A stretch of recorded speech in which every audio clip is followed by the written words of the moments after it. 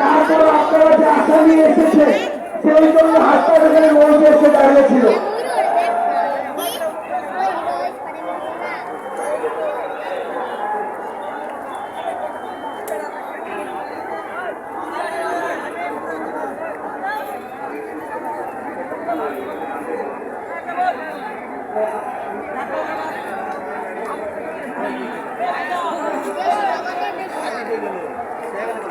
আচ্ছা, আমাদের একজন যুগ্ম সমন্বয়কারী বিপুল ভাই শুভেচ্ছা বিনিময় করুন। আমি হাফতার আব্দুল্লাহকে একটু কষ্ট করে ধরার চেষ্টা করছি।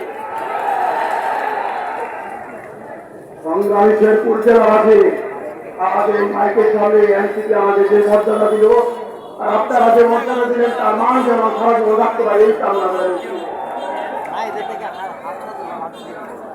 অসংখ্য ধন্যবাদ শেরপুর জেলার সকল জেলা পর্যায়ে দায়িত্বশীল, উপজেলা, ইউনিয়ন এবং ওয়ার্ড পর্যায়ে দায়িত্বশীলদেরকে, বিশেষ করে শেরপুর জেলার